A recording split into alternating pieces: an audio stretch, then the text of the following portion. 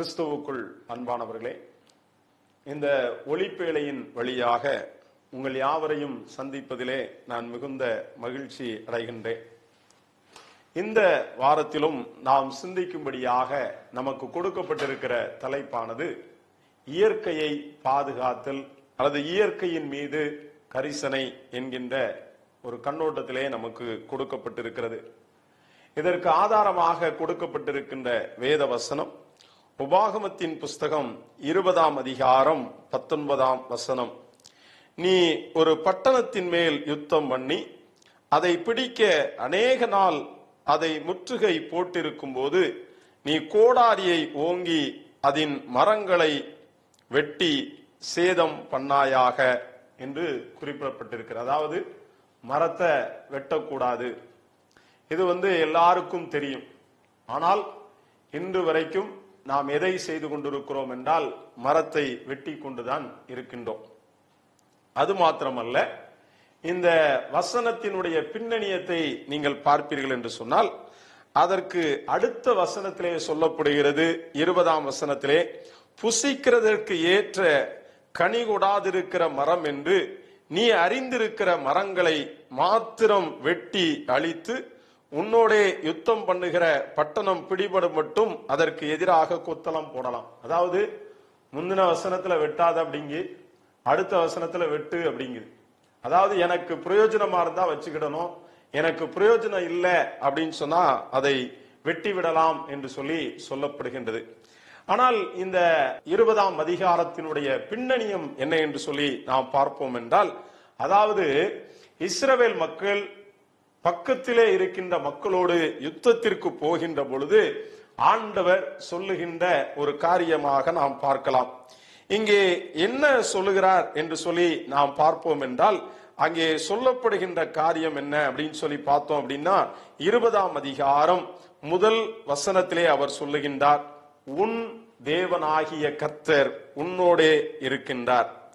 அது மாத்திரமல்ல, 4ஆம் வசனத்திலே சொல்லுகிறார், உங்களுக்காக உங்கள் சத்துருக்களோட யுத்தம் பண்ணவும் உங்களை ரட்சிக்கவும் உங்களோடு கூட போகிறவர் உங்கள் தேவனாகிய கர்த்தர் என்று சொல்ல வேண்டும் என்று சொல்லுகின்றார். அதாவது ஒரு யுத்தத்துக்கு போகும்போது ஆண்டவர் நான் உன் கூட இருந்து நான் யுத்தம் பண்ணுவேன் அப்படின்னா என்ன அர்த்தம் அப்படின்னா, அந்த அதிகாரத்துல இயற்கைக்கு விரோதமாக நாம் செயல்பட்டால் ஆண்டவர் இயற்கையோடு இருந்து நமக்கு எதிராக செயல்படுவார் என்பதை ஆண்டவர் இங்கே குறிப்பிடுகிறதை நாம் பார்க்க முடியும். ஏனென்றால் ஆண்டவர் எப்பொழுதுமே சொல்லுகின்ற வார்த்தை, அவர் யுத்தம் பண்ணுகின்ற ஒரு ஆண்டவர். யாருக்காக யுத்தம் பண்ணுகின்றார்? நீதி செய்யும்படியாக யுத்தம் பண்ணுகின்றார். அவர் யுத்தம் பண்ணுவதற்காக காரணம் என்ன? அதாவது இயற்கையை நாம் காப்பாற்ற வேண்டும் என்பதல்ல, இயற்கையை ஆண்டவர் காப்பாற்றுவதற்கு எப்பொழுதும் ஆயத்தமாக இருக்கின்றார்.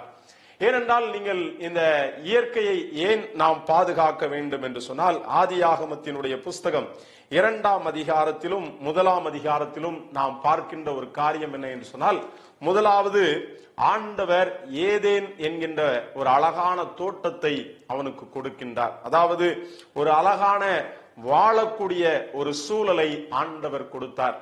இரண்டாவதாக மனிதனுக்கு என்ன கொடுத்தார் என்று சொன்னால், 15ஆம் வசனத்திலே சொல்லுகின்றார். ஆதியாகமம் 2ஆம் அதிகாரம் 15ஆம் வசனத்திலே அதை பண்படுத்தவும் பாதுகாக்கவும் வைத்தார். முதலாவது ஒரு அழகான வாழ்வதற்கான சூழலான தோட்டத்தை கொடுத்தார்.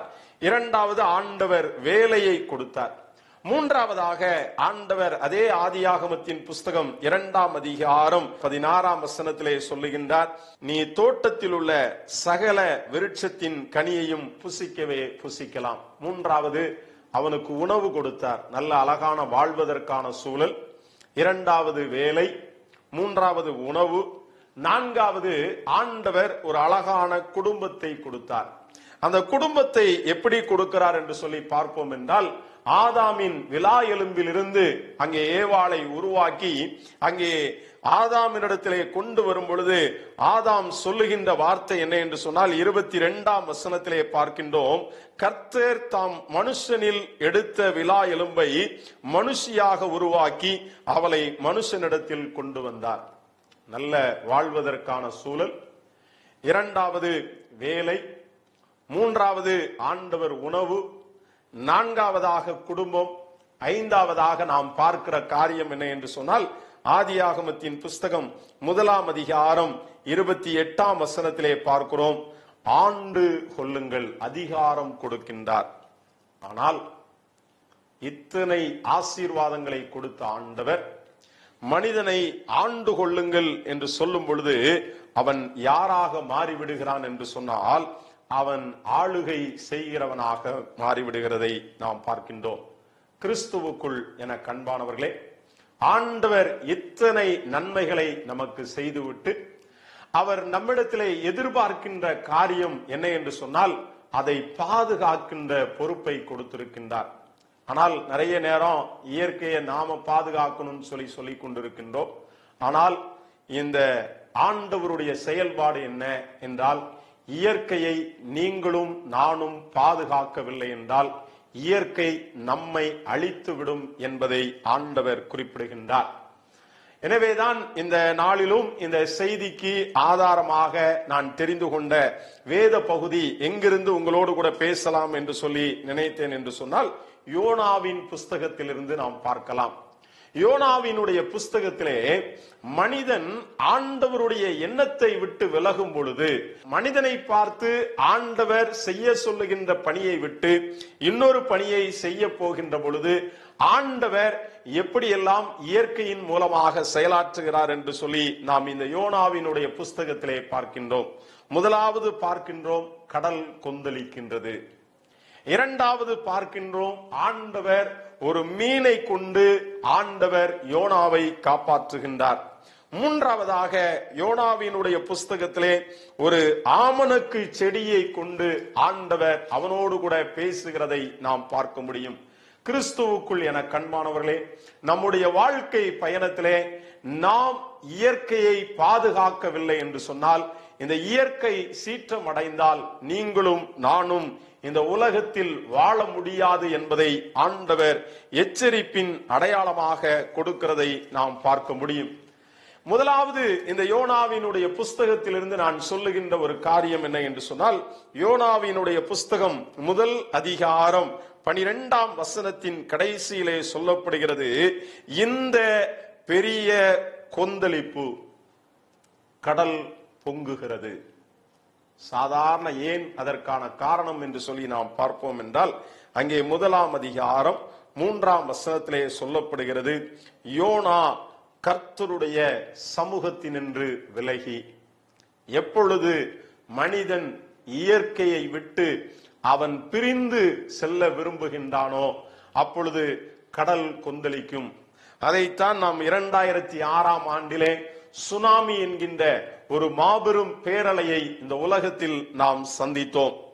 ஆனால் இந்த காரியத்தை ஆண்டவர் எப்படி துவங்குகிறார் என்று சொல்லி நாம் பார்ப்போம் என்றால், இந்த யோனாவினுடைய புஸ்தகத்திலே அவர் 4ஆம் வசனத்திலே பெரும் காற்றை அனுப்புகின்றார்.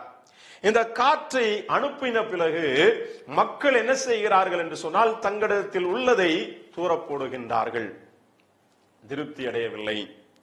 இன்னும் நீங்கள் பார்த்து கொண்டே இருப்பீர்கள் என்று சொன்னால், அவர்களுடைய இந்த மும்முரம் என்ன அப்படின்னு சொல்லி நீங்க பாத்தீங்க அப்படின்னு சொல்லி பார்க்கும் பொழுது, அங்கே 13ஆம் வசனத்திலே சொல்லப்படுகின்றது, அந்த மனுஷர் கரை சேரும்படி வேகமாய் தண்டு வலித்தார்கள், ஆனாலும் சமுத்திரம் வெகு மும்முரமாய் கொந்தளித்துக் கொண்டே இருந்தபடியினால். 13ஆம் வசனத்திலே நாம் பார்க்கிறோம், அதாவது மனிதனுடைய முயற்சி தோற்று போய்விடும்.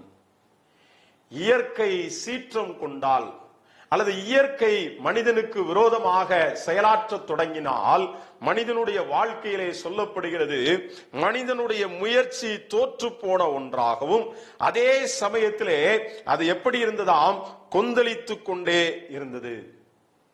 மனிதன் மாறுகின்ற வரை அந்த கொந்தளிப்பு இருந்து கொண்டே இருக்கும் என்பதை மறந்து போகக்கூடாது.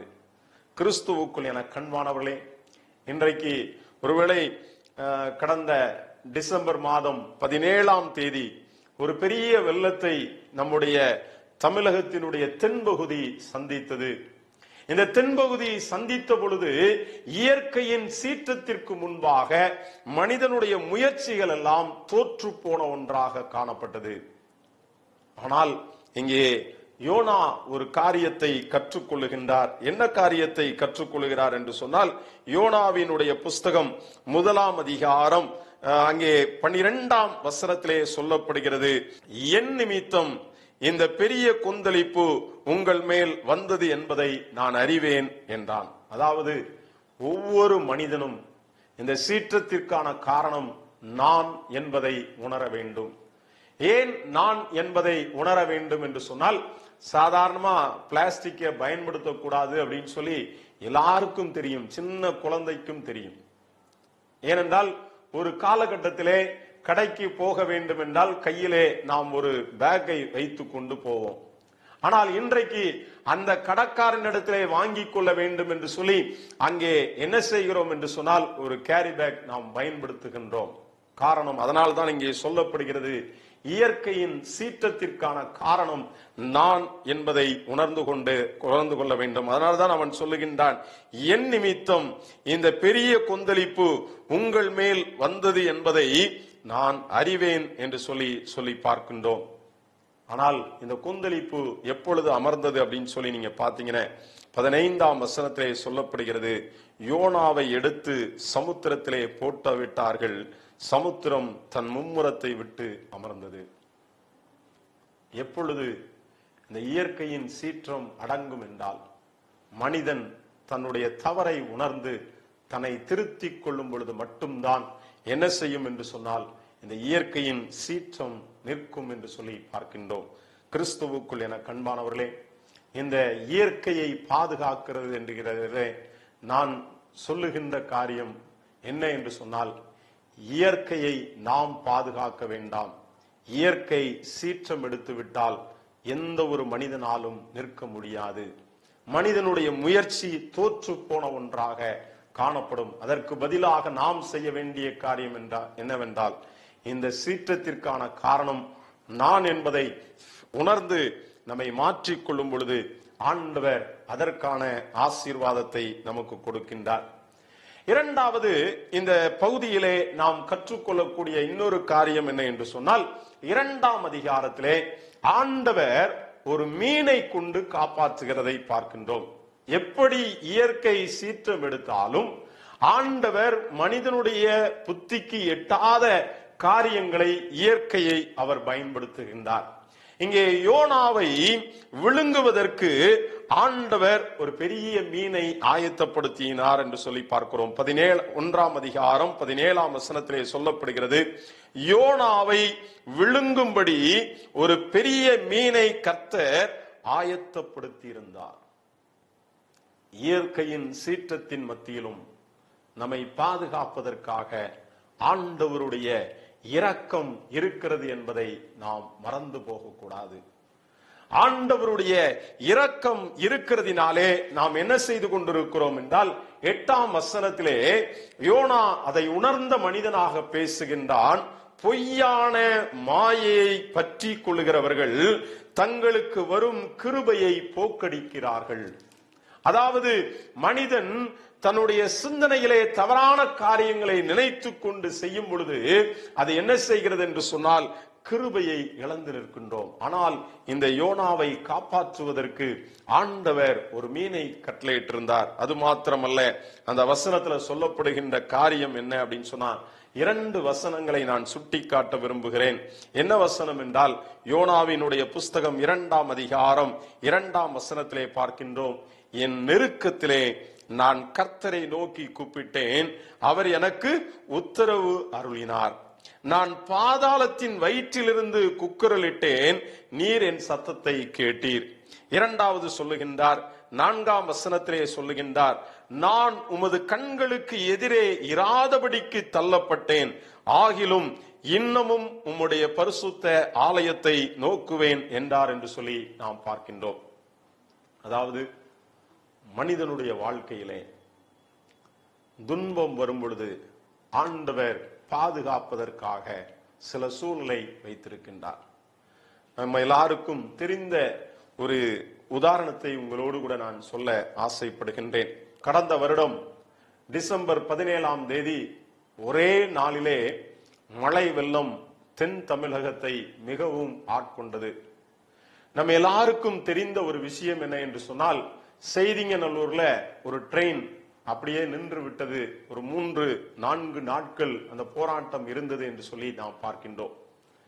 இந்த சுற்றிலும் தண்ணீர் சூழப்பட்ட இந்த சூழலே அந்த ட்ரெயினில் இருந்த மக்கள் எல்லாரும் என்ன செய்திருப்பார்கள் என்று சொன்னால், எப்படி இந்த யோனா ஒரு மீனின் வயிற்றில் இருந்து கதறினானோ அதே போல மனிதன் என்ன செய்ய ஆரம்பிக்கின்றான் என்று சொன்னால், கதற ஆரம்பிக்கின்றான்.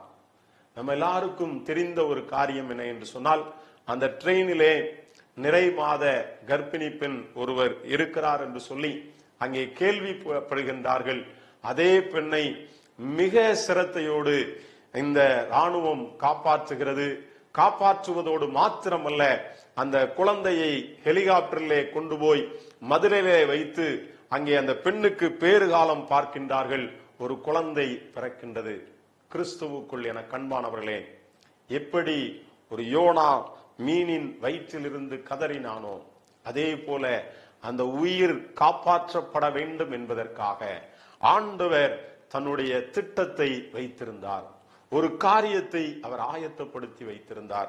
கிறிஸ்துவுக்குள் என கண்பானவர்களே, இந்த இயற்கையினுடைய சீற்றம் மனிதனுடைய தவறுதலினால் ஏற்படுகிறது என்பதை நாம் புரிந்து கொள்ள வேண்டும். என்னுடைய காரியத்தின் நிமித்தம் ஆண்டவர் இதை உருவாக்கி இருக்கின்ற கடல் கொந்தளிக்கின்றது.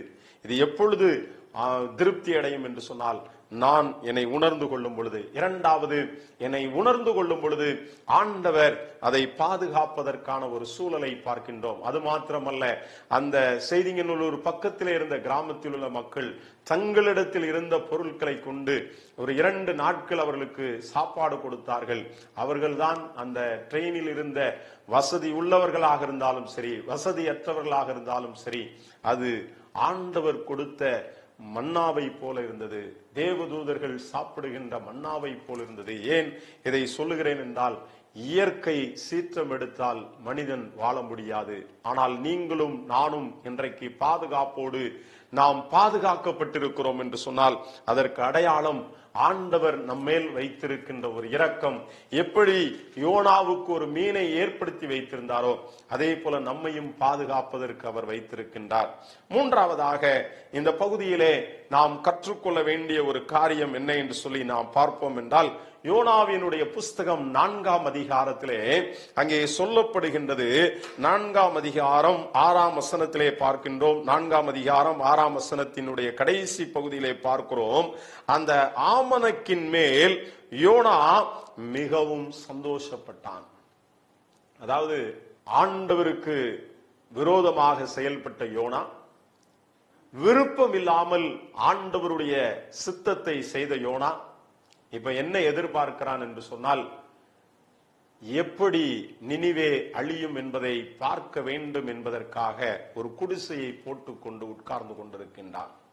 கிறிஸ்துவுக்குள் என கண்பானவர்களே, மனிதனுடைய கண்டுபிடிப்புகள் அல்லது மனிதன் முதலாவது ஆற்றில் இருந்த மண்ணை எடுத்து தன்னுடைய கட்டிடங்களை கட்டி வளப்படுத்தி கொண்டான்.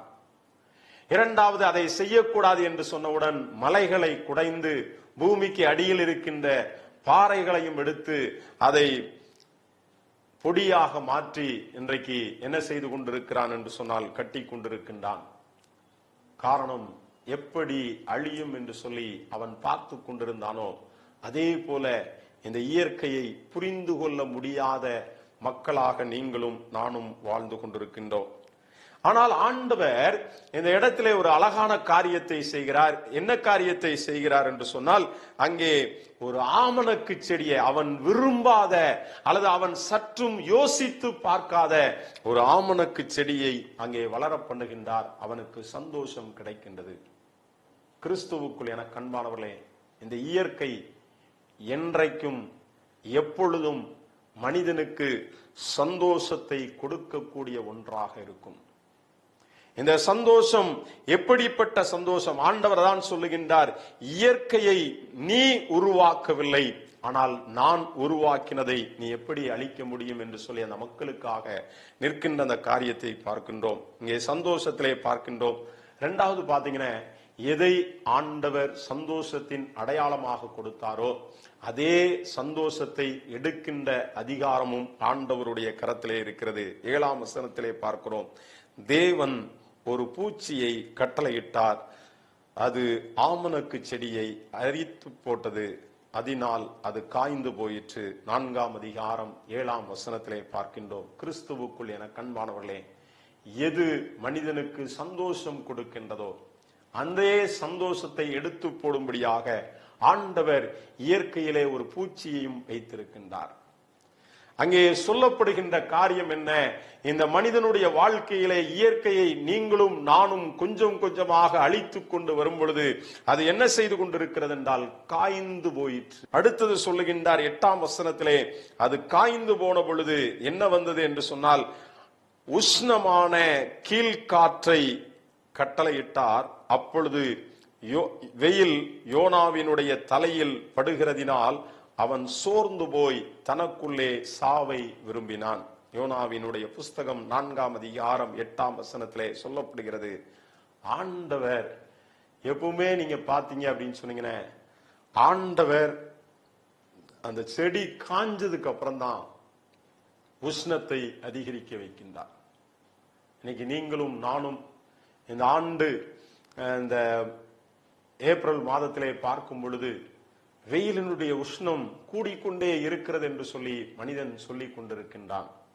காரணம் என்ன என்று சொன்னால், ஆண்டவர் கொடுத்த அந்த மகிழ்ச்சியை எப்படி ஒரு பூச்சி அரித்து போட்டதோ அதே போல ஆண்டவர் நமக்கு கொடுத்த சந்தோஷத்தை இந்த இயற்கையை அழிப்பதினால் கிடைக்கும் என்று சொல்லி நினைக்கின்றோம். அதனுடைய சூழல் என்ன என்றால், வெயில் யோனாவின் தலையின் மேல் பட்டது.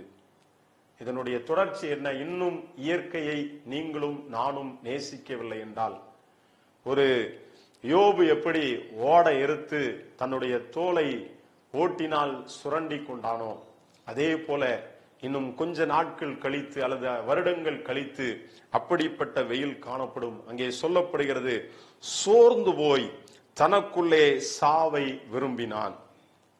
கிறிஸ்துவுக்குள் என கண்பானவர்களே, விரும்புவோம், ஆனால் அது கிடைக்காது, அது வேதனை நிறைந்த ஒன்று என்று சொல்லி ஆண்டவர் எச்சரிக்கிறதை நாம் பார்க்கின்றோம். கிறிஸ்துவுக்குள் என கண்பானவர்களே, ஆண்டவர் நிறைவாக யோனாவோடு ஒரு காரியத்தை பேசுகின்றார். என்ன காரியம் என்று சொன்னால், யோனாவினுடைய புஸ்தகம் 4ஆம் அதிகாரம் 10ஆம் வசனத்திலே சொல்லுகின்றார், கர்த்தர் நீ பிரயாசப்படாததும் நீ வளர்க்காததும் ஒரு ராத்திரியிலே முளைத்தும் ஒரு ராத்திரியிலே அழிந்து போனதுமான ஆமணக்குக்காக பரிதபிக்கின்றாயே. அதாவது இயற்கை ஆண்டவர் கொடுத்தது, நாம் பிரயாசப்பட்டதல்ல, ஆண்டவர் நமக்கு கொடுத்தது. ஆண்டவரே அதை வளர்த்து கொடுக்கின்றார், இயற்கையின் ஆசீர்வாதங்களை கொடுத்து கொண்டிருக்கின்றார். இந்த இயற்கையை அழிப்பதற்கு உங்களுக்கும் எனக்கும் எந்த ஒரு அதிகாரமும் இல்லை என்பதை நாம் புரிந்து கொள்ள வேண்டும். இதை இன்னும் நன்றாக புரிந்து கொள்ள வேண்டும் என்றால், என்னுடைய செய்தியினுடைய நிறைவாக நான் சொல்ல விரும்புகின்ற காரியம் என்ன என்று சொல்லி நாம் பார்ப்போம் என்று சொன்னால், நியாயாதிபதிகளின் புஸ்தகம் 9ஆம் அதிகாரத்திலே ஒரு சின்ன சம்பவம் சொல்லப்படுகின்றது. என்ன சம்பவம் என்று சொன்னால், மனிதன் எப்படி தனக்கு ஒரு அரசன் வேண்டும் என்று விரும்புகின்றானோ அதே போல மரங்களுக்கும் அப்படிப்பட்ட ஒரு ஆசை வருகின்றது. அப்படி ஆசை வருகின்ற பொழுது எல்லா மரங்களும் சேர்ந்து ஒவ்வொரு மரமாக செல்லுகிறதை நாம் பார்க்கின்றோம். என்ன சொல்லி பார்க்கிறது என்று சொன்னால், முதலாவது யாரிடத்திலே போகிறார்கள் என்று சொன்னால், ஒலிவ மரத்திடம் போய் கேட்கின்றார்கள். ஒலிவ மரம் சொல்றது, நான் ரொம்ப யூனிக்னஸ், நான் தனித்தன்மை நிறைந்தவன், என்னுடைய தனித்தன்மையை விட்டுவிட்டு நான் வரமாட்டேன் என்று சொல்லுகின்றது. அடுத்தது எல்லாம் சேர்ந்து யாரிடத்திலே போகிறார்கள் என்றால், அத்திமரத்தினிடம் போகின்றார்கள். அத்திமரம் சொல்லுது, இல்ல இல்ல, நான் எல்லாருக்கும் சந்தோஷத்தை கொடுத்துட்டு இருக்கிறேன், அதனால நான் என்ன செய்ய மாட்டேன், வரமாட்டேன். மூன்றாவது சொல்லுகின்றது, திராட்சை செடிட்ட போய் கேட்கிறாங்க. திராட்சை செடி சொல்லுது, இல்ல இல்ல, நான் மனுஷர் எல்லாரையும் சந்தோஷப்படுத்திட்டு இருக்கேன், என் வேலையை விட்டுட்டு நான் வரமாட்டேன். கடைசியாக முட்செடியின் இடத்தில் போகின்றார்கள். முட்செடி சொல்லுகின்றது, என்ன சொல்லுகிறது என்று சொன்னால், அங்கே 15ஆம் வசனத்திலே பார்க்கிறோம். நியாயாதிபதிகளின் புஸ்தகம் 9ஆம் அதிகாரம் 15ஆம் வசனம்.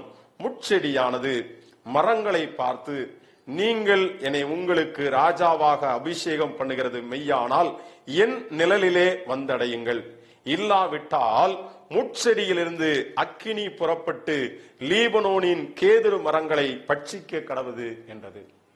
அதாவது முள்ளு செடி தன்னுடைய குணத்தை காட்டுகிறது. எப்படி ஆண்டவர் இந்த உலகத்தை படைத்த பொழுது மனிதனுக்கு ஒரு ஏதேன் தோட்டம், அழகான சூழல், வேலை, உணவு, குடும்பம், அதிகாரம் என்று சொல்லி ஆண்டவர் ஆசீர்வாதங்களை கொடுத்தார். ஆனால் மனிதன் அதிகாரம் என்பதை எடுத்துக்கொண்டு எப்படி இந்த முட்செடி சொல்லுகின்றதோ அதே போல மனிதன் சொல்ல ஆரம்பிக்கின்றான். இயற்கையை பார்த்து, நீ எனக்கு கட்டுப்பட்டு இரு, இல்ல அப்படின்னு சொன்னா உன்னை அக்கினி பட்சிக்கும் என்பது போல சொல்லுகின்றான். ஆனால் ஆண்டவர் சொல்லுகின்றார், நீ பிரயாசப்படாததும் நீ வளர்க்காததுமான காரியத்தை நான் செய்து கொண்டிருக்கின்றேன், ஏன் அதை நீ கெடுத்துக் கொண்டிருக்கின்றாய் என்று சொல்லி ஆண்டவர் எச்சரிக்கின்றார்.